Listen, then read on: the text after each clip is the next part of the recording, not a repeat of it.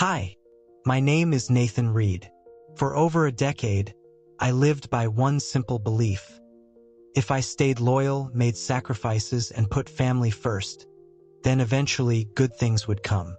I turned down personal opportunities, put my life on hold, and poured everything I had into the family business, Reid and Reid Design. And I used to believe that blood would never turn its back on you. But then one morning, I walked into the office like it was just another day. And by noon, I walked out with a cardboard box in my hands. No warning, no explanation, not even a glance from the people I'd once called my own. If you've ever believed your family could never discard you like yesterday's version, stay with me until the end. Because sometimes, you have to walk away from what you built just to finally begin living for yourself. I remember that morning like it was etched into my mind. The air was crisp, typical for an early October day, and I was actually feeling pretty good. We just landed a major contract, one I'd personally spent months nurturing, and I was expecting a strategy meeting to discuss next steps. I walked into the main conference room, the one with the big oak table my father had insisted on years ago, expecting to see the usual faces. My father, Robert, my mother, Eleanor, and my older sister, Clara. Instead, the room was different. There were balloons, these gaudy silver and gold things, bobbing near the ceiling. A champagne bucket sat on a side table, flutes already lined up. And at the far end, a banner I hadn't noticed at first. Congratulations to our new CEO. I stopped.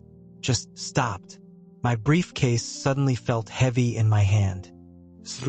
My father was the CEO. He'd been talking about semi-retirement.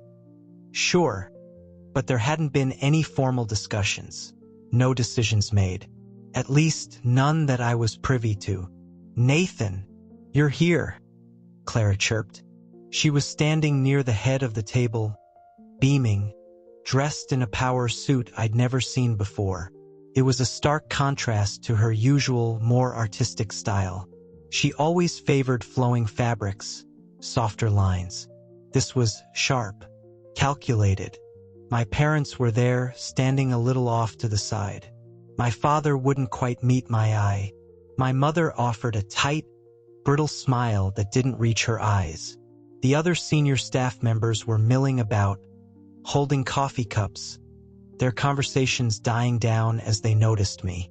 The air thickened with an unspoken tension that I was only just beginning to decipher.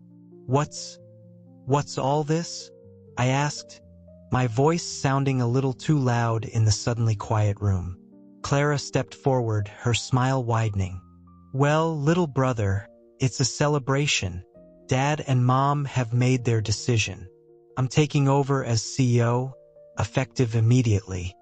The words hit me like a physical blow. Clara? She was talented, a gifted designer, no doubt. But the operational side, the business strategy, the client relations, the financial oversight, that had always been my domain. For 10 years, I'd been the COO, the one who kept the ship steady, who fixed the leaks, who navigated the storms. Especially after the downturn of '08, when Dad had nearly lost everything. I'd put my own architectural ambitions on hold, moved back home, and poured every ounce of my energy into rebuilding Reid and Reid. Idea sumat. I'd always assumed that my dedication, my sacrifices, meant something. I looked at my father. He finally met my gaze, but it was fleeting. He cleared his throat. Nathan, your sister. She has a vision, a fresh perspective. It's time for a change. My mother nodded in agreement, her eyes still fixed on some point over my shoulder. It's what's best for the company, dear. Best for the company. The phrase echoed in my ears. Was I not part of that equation? The silence stretched, heavy and suffocating. No one else spoke. The balloons seemed to mock me, their cheerful buoyancy a stark contrast to the sinking feeling in my gut. Humiliation washed over me, hot and prickling. To be informed like this, in front of everyone, as if I were an outsider, an afterthought. Then, as if on cue, Mr. Henderson, our HR director, stepped forward. He was a man I'd always found pliable. He avoided my gaze too, focusing instead on a sleek, official-looking envelope in his hand. "Nathan," he began, his voice low, almost apologetic. "In light of these new, structural changes, your position as SO has been made redundant." Redundant. The word hung in the air. Me. Redundant. He extended the envelope. "This is your termination letter. And a severance package. Standard." My hand felt like lead as I reached out and took it. I didn't open it. Couldn't. The balloons, the champagne, Clara's triumphant smile, my parents' averted eyes, Henderson's careful neutrality. It all coalesced into a single, brutal message. I was out. Erased. I remember looking around the room one last time, at the faces of people I'd worked alongside for years, people I'd mentored, people I'd considered friends. Some looked uncomfortable, others studiously avoided my eyes. Not one person spoke up. Not one. The only sound was the faint clinking of an ice cube in someone's glass. I turned, without a word, and walked out. The journey back to my office, the one I'd practically lived in for a decade, felt like miles. My assistant, Sarah, looked up, her eyes wide with a mixture of confusion and pity. She'd clearly heard the whispers. She handed me a plain cardboard box. They asked me to pack your personal items, Mr. Reid." Her voice trembled. At least someone showed a shred of human decency. I didn't say anything. I just took the box. It wasn't very full. A few books, a framed photo of my old college design team, a couple of drafting tools I rarely used anymore but couldn't part with. My life at Reid and Reid, reduced to a single flimsy container. The walk out of the building, past the reception desk, through the heavy glass doors, was the longest of my life. By noon, I was standing on the sidewalk, the autumn wind whipping around me, clutching that box. No warning, no real explanation, just gone. The first sting of being erased by the very people I had trusted the most, the ones I'd sacrificed everything for. It was a cold, sharp pain, and it lodged itself deep in my chest, a harbinger of the grief that was yet to come. The drive home was a blur.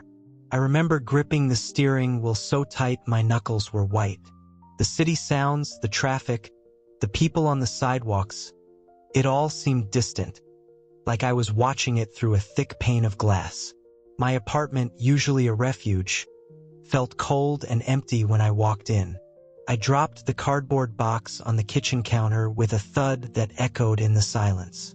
For a long while, I just stood there, staring at it. My father's words, "It's time for a change," kept replaying in my head. And my mother's, "It's what's best for the company." It was the clinical detachment that stung the most. As if my years of work, my loyalty, were just entries on a balance sheet to be easily reconciled and dismissed. Finally, I sighed, a deep, ragged breath, and started to unpack the box. There wasn't much, like I said. A coffee mug Sarah had given me last Christmas. A couple of industry awards that suddenly felt meaningless. And then, nestled at the bottom, wrapped in a piece of faded felt, was something I hadn't expected. It was a pen. Not just any pen. It was my father's old fountain pen. A beautiful Mont Blanc, heavy and cool in my hand. He'd given it to me when I officially joined the firm as COO, right after I'd helped pull the company back from the brink. "For signing important documents, Nathan," he'd said, his voice thick with pride. "For building the future." I ran my thumb over the engraving, R.R. to N.R. The foundation. A wave of grief, sharp and unexpected, washed over me. This pen. It symbolized everything I thought we'd built together. The trust, the shared purpose, the family legacy. Holding it now, it felt like a cruel joke. The foundation? What foundation? It had crumbled beneath my feet that morning without so much as a tremor of warning. I sank into a kitchen chair, the pen still in my hand. Nostalgia warred with a fresh surge of betrayal. How could he? How could they? The silence in the apartment was deafening, broken only by the hum of the refrigerator. I felt hollowed out. My eyes drifted back to the box. There was one more item, tucked into a side flap, almost hidden. A plain manila envelope, unmarked. I hadn't noticed it before. Curious and frankly, with nothing else to do, nothing else to focus on but the gnawing ache in my chest, I pulled it out. It was thin. I turned it over in my hands. No return address, no indication of who had put it there. Maybe Sarah had slipped it in. I slid my finger under the flap and opened it. Inside, there was a single folded document. Just a few pages, photocopied. The print was a little faded, the type old-fashioned. I unfolded it. My breath caught in my throat. It was a copy of an old partnership agreement. The original founding agreement for Reid and Reid, from when my father first incorporated, long before I officially joined, back when it was just him and a dream. But this wasn't just any copy. This was an amended version, one I vaguely remembered seeing years ago, during the financial crisis. A time when Dad was desperate for capital, for stability, for someone to share the crushing weight of responsibility. I scanned the pages, my heart starting to pound a slow, heavy beat against my ribs. And then I saw it. My name. And a clause I had completely forgotten about. A clause stating that in return for my initial, significant personal investment and my commitment to take on the COO role to salvage the company, I was granted a 10% non-dilutable voting share in Reid and Reid. Non-dilutable voting share. I stared at the words, my mind racing. I'd never formally signed anything away. I'd never resigned from that particular shareholding. When I became COO, the paperwork was all about my employment, my salary, my responsibilities. This was different. This was about ownership. A quiet flicker, not of hope, not yet, but of something. An awakening. A tiny ember glowing in the ashes of my morning's humiliation. This pen, my father's pen, a symbol of broken trust. And now this document, a forgotten piece of paper. Maybe, just maybe, they hadn't erased everything. The document. I must have read it a dozen times that evening, the legal jargon slowly starting to make a grim kind of sense. 10% non-dilutable voting share. It was right there in black and white. It stipulated that this share was mine unless I formally resigned it in writing or transferred it. I'd done neither. My termination as COO was an employment issue. This was a shareholder issue. Two very different things. How could they have overlooked this? Or did they think I'd forgotten? Honestly, I almost had. It was from so long ago, from a chaotic period when paperwork was flying and the priority was just keeping the company afloat. I'd poured a substantial amount of my own savings back then, money I'd earmarked for my own small architectural practice, into the family business to keep the wolves from the door. This share was my security, my stake. The initial shock and grief began to morph into something else. Cold, quiet curiosity. I started digging. My apartment wasn't exactly an archive, but I'd always been meticulous with important papers. I pulled out old boxes from the back of the closet, files I hadn't looked at in years, receipts for that initial investment, bank statements, old emails I'd archived on a backup drive, voice memos from late-night strategy sessions with my father, his voice tired but grateful, praising my commitment. The more I looked, the clearer the picture became. I wasn't just an employee they could discard. I was a part owner. Small, yes, but with voting rights. Hours passed. The city lights outside my window blurred as I pieced together a timeline. The initial agreement, my investment, my appointment as COO. Years of positive performance reviews, successful projects, company growth, much of it directly attributable to strategies I'd developed and implemented. There was no justification for my dismissal, not in performance terms. This was personal, or perhaps purely opportunistic on Clara's part. Then, as I was sifting through a folder of old financial communications, I found it. An email, not to me but a forwarded chain. It was from Jeremy Alastair, the company's longtime accountant. Jeremy was a quiet, precise man, someone I'd always trusted, someone who knew where every financial skeleton was buried. He'd been with my father since the early days. The email itself was innocuous enough on the surface, a query about year-end shareholder reporting. But attached to it was an earlier internal memo, seemingly sent by mistake. A memo from Clara to my father, dated 2 weeks prior to my dismissal. It was short, chillingly concise. It outlined a plan for restructuring leadership and streamlining operations. My name was specifically mentioned in a section titled Redundancies and Cost Savings. My blood ran cold. This wasn't a sudden decision. This was premeditated. And then, as if the universe was conspiring to reveal everything, my phone buzzed. An unknown number. I almost ignored it, but something made me answer. Nathan? It's Jeremy. Jeremy Alastair. His voice was low, strained. Can you talk? I need to talk to you. It's important. Despair was rapidly giving way to a focused, almost detached sense of inquiry. Something was very wrong here, far beyond a simple, albeit brutal, firing. Jeremy's call felt like a game changer. I met Jeremy at a small, out-of-the-way coffee shop the next morning. He looked terrible. Dark circles under his eyes, his usual neat attire rumpled. He kept glancing over his shoulder as if he expected someone to walk in. "Thanks for meeting me, Nathan," he said, his voice barely above a whisper. He clutched his coffee cup like a lifeline. I couldn't live with myself if I didn't tell you." "Tell me what, Jeremy?" I tried to keep my voice calm, even though my insides were churning. He took a deep breath. "They made me do it. Clara and your mother, they instructed me to start phasing out your records. Your shareholder records specifically." My heart hammered against my ribs. "What do you mean, phasing out?"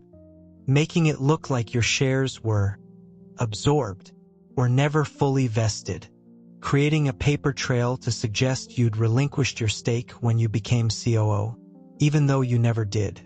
They said it was just a formality, cleaning up old paperwork before the official announcement about Clara." He shook his head, his eyes filled with a mixture of fear and guilt. I knew it was wrong. I stalled. I told them it would take time, that I needed to find the original documents. This was beyond anything I could have imagined. Not just firing me, but actively trying to erase my legal standing, my ownership.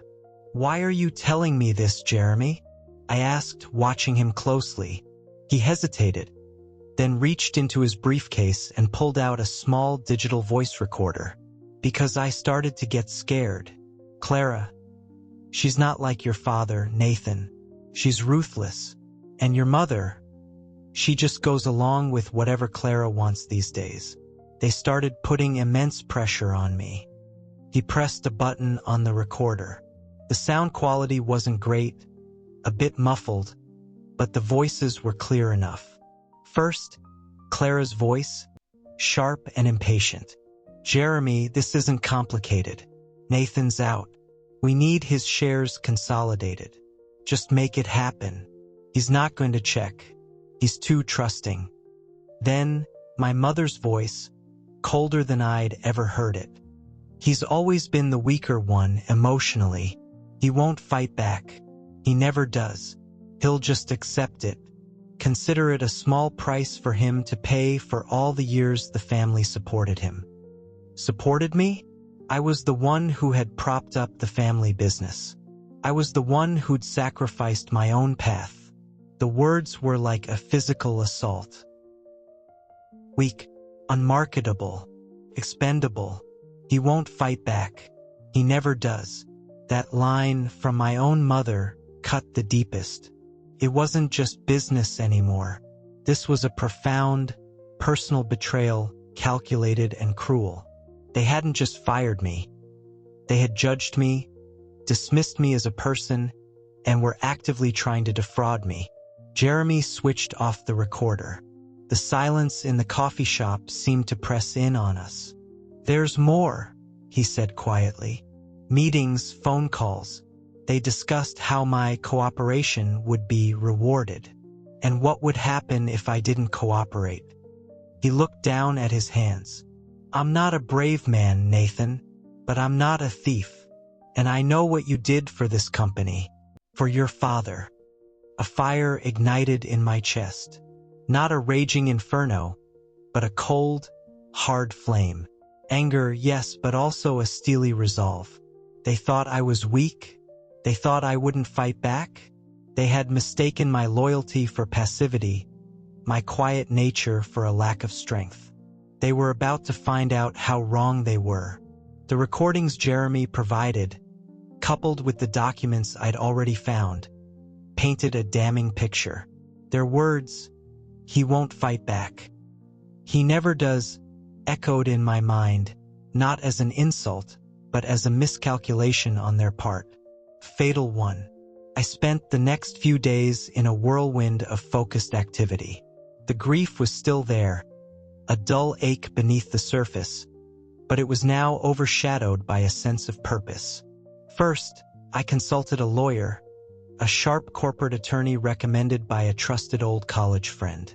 She reviewed the partnership agreement, Jeremy's evidence, and my meticulously organized documentation. Her assessment was blunt. "Nathan, they're trying to commit fraud. Your 10% stake is legally sound.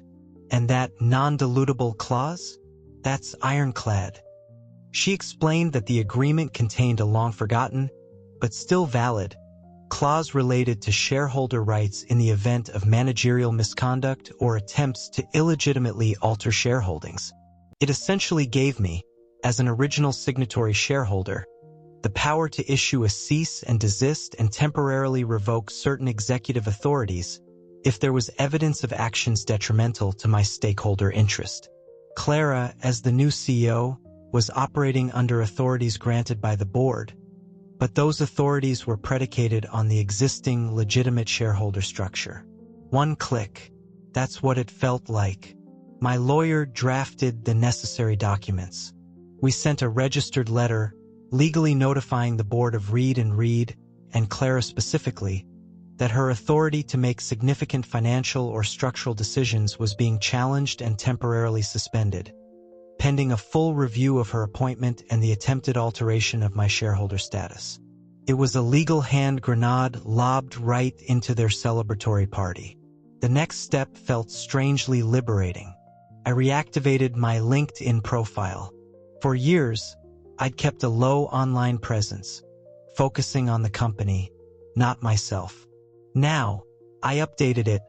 Nathan Reid, co-founder and former COO of Reid Design, proven leader in architectural business development and operational strategy, seeking new opportunities to build and innovate. It felt good to reclaim my professional identity, separate from the family name. Almost immediately, messages started trickling in. Old colleagues, former clients, and then a name I hadn't expected, Mr. Wells, Arthur Wells. He was a semi-retired property developer, a legend in the city, and one of Reid's first major clients back when I joined as COO. He'd always been a mentor figure, someone who saw the potential in me, often saying I was the real builder behind the brand's resurgence. We'd lost touch after he retired. His message was simple.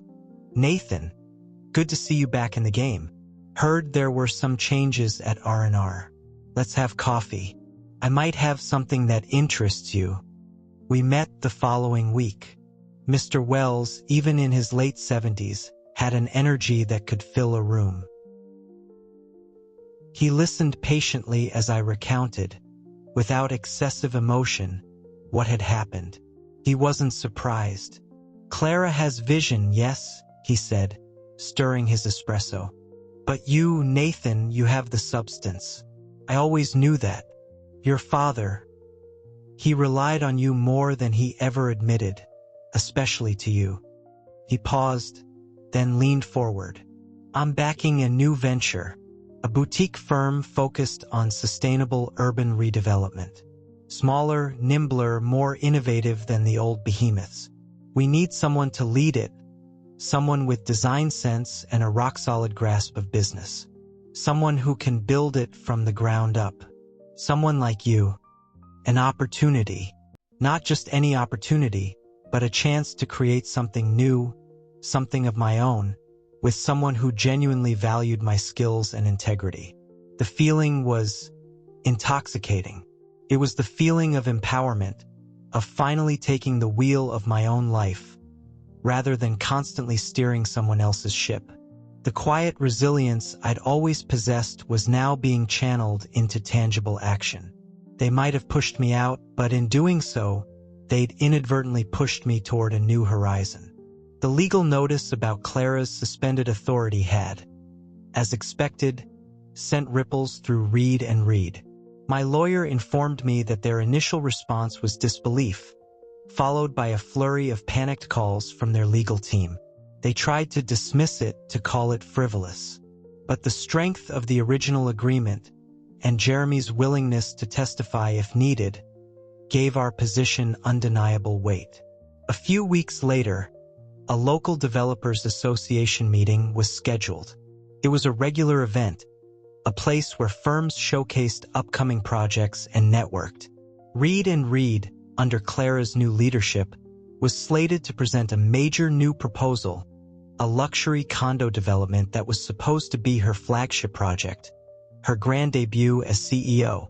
I knew I had to be there, not for a confrontation, not for a dramatic scene, but to make a clear, unequivocal statement. I arrived just as Clara was taking the stage. She looked confident, polished, every inch the new CEO.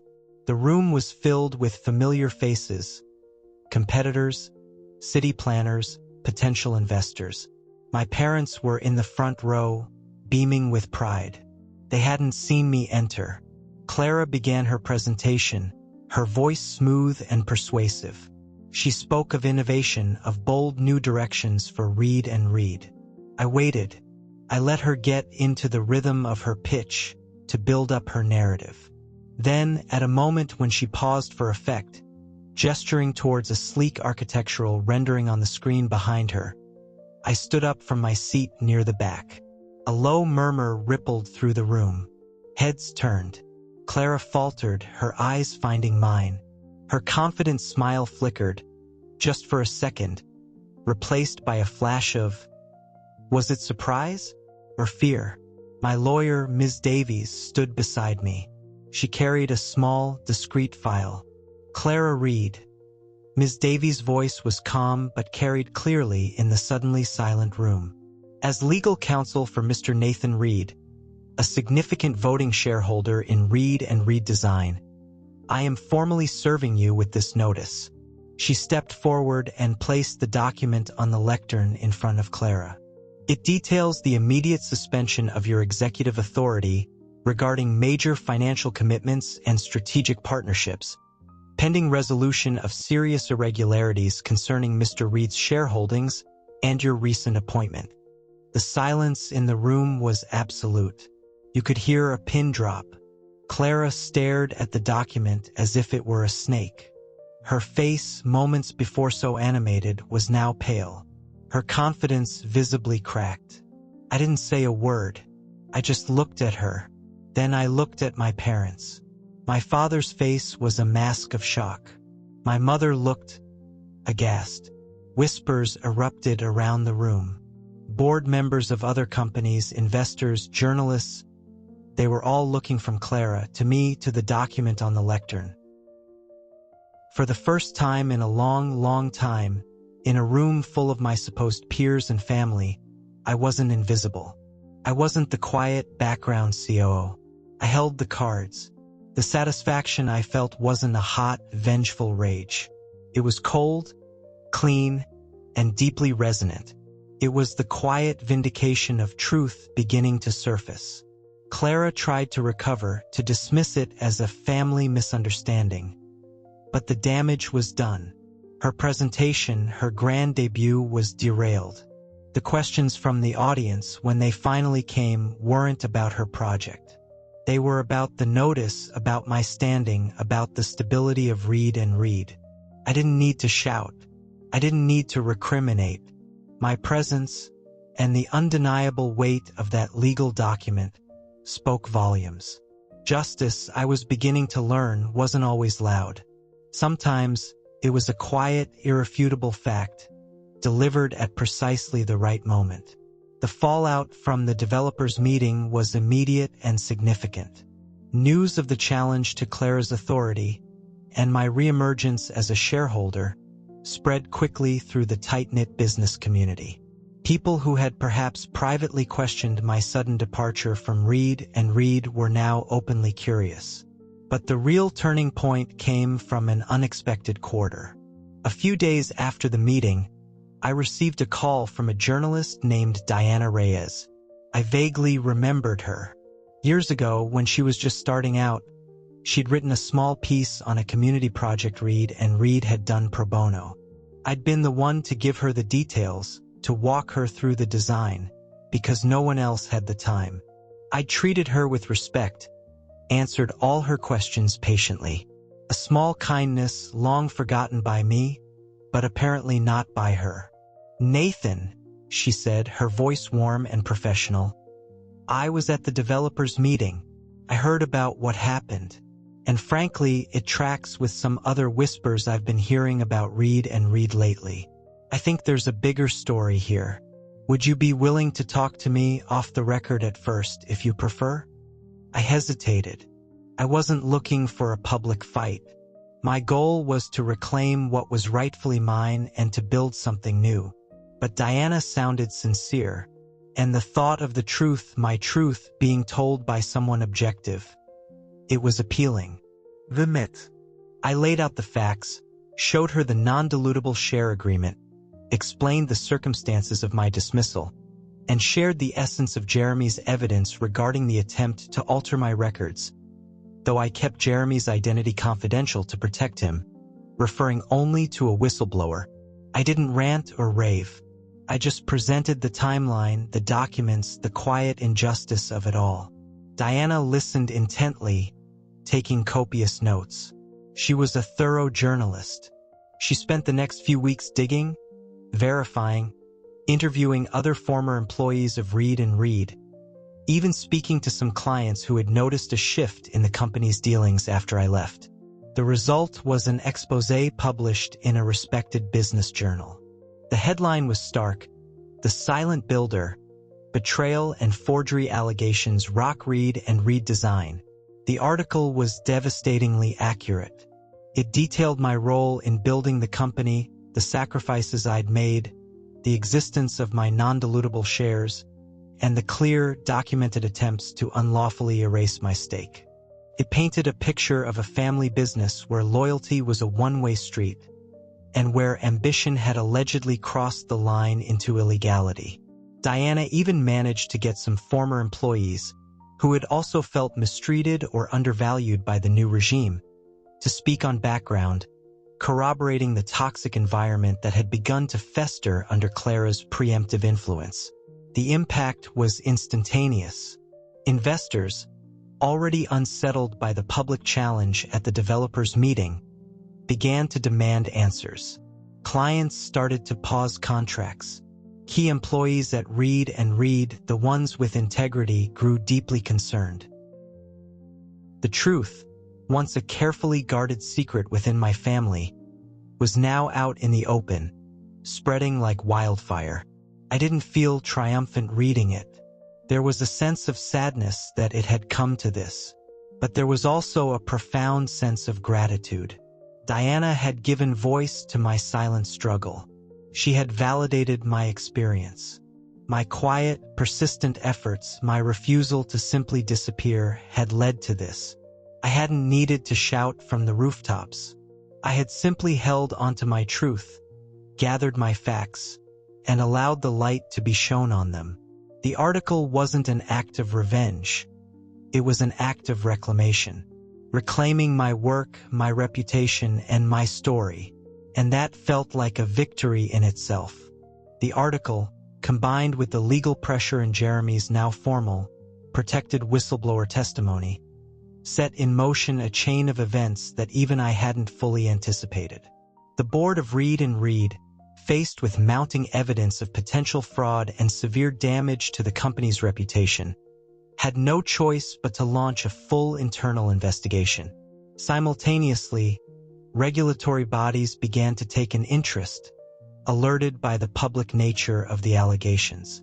It all culminated, months later, in a series of legal proceedings. The evidence was overwhelming. The forged documents meant to erase my shareholding, the recorded conversations detailing the intent, Jeremy's meticulous records. It was all laid bare. Clara's defense crumbled. Her attempts to portray me as disgruntled or incompetent were flatly contradicted by years of company performance data and my own documented contributions.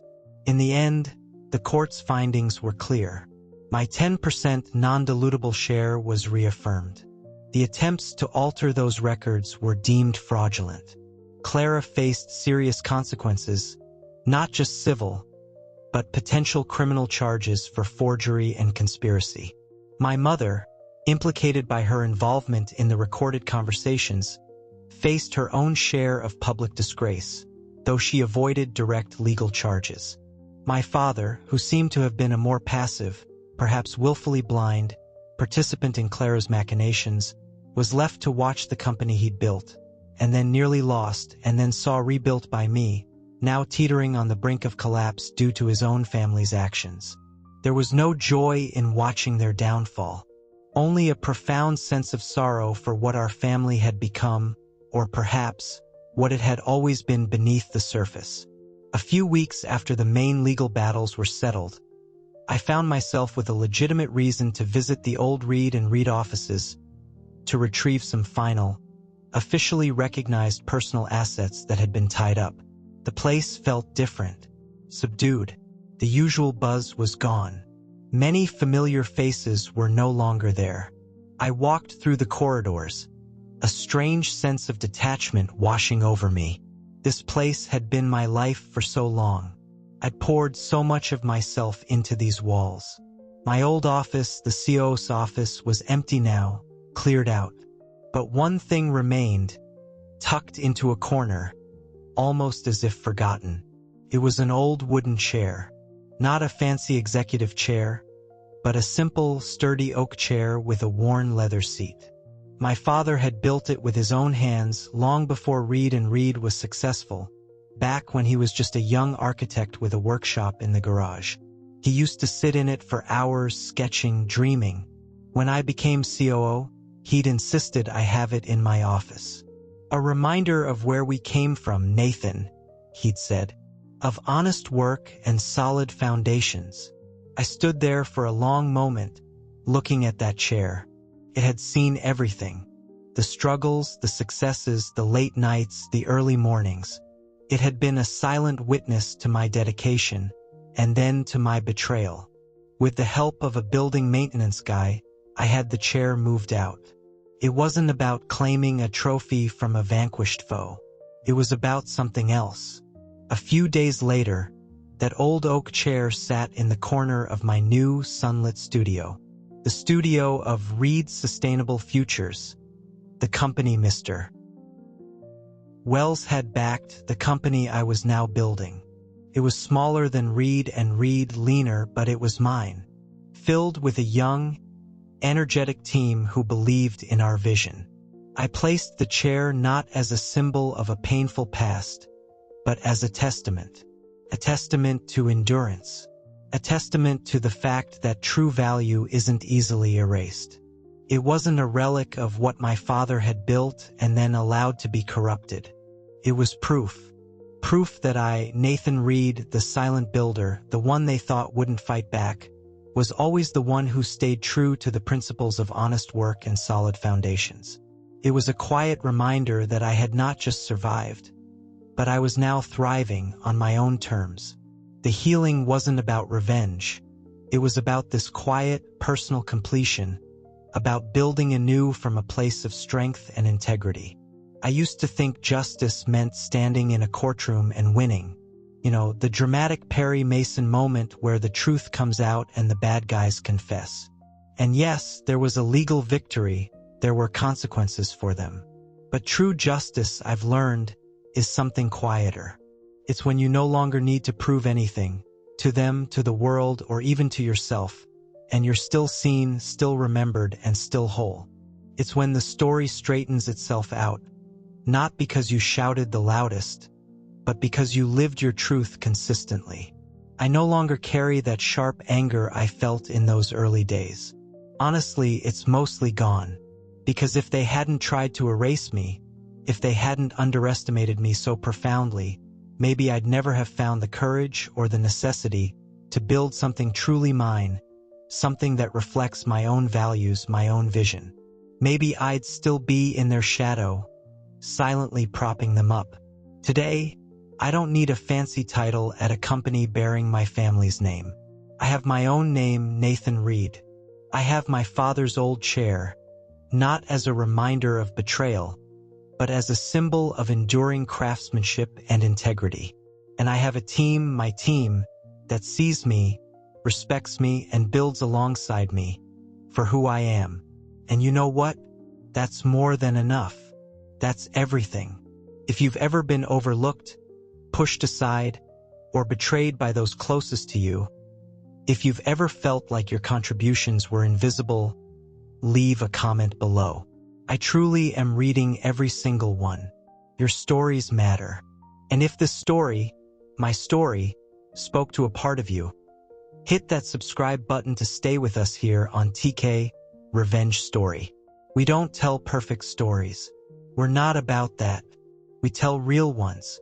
The kind that resonate, the kind that hopefully help with healing.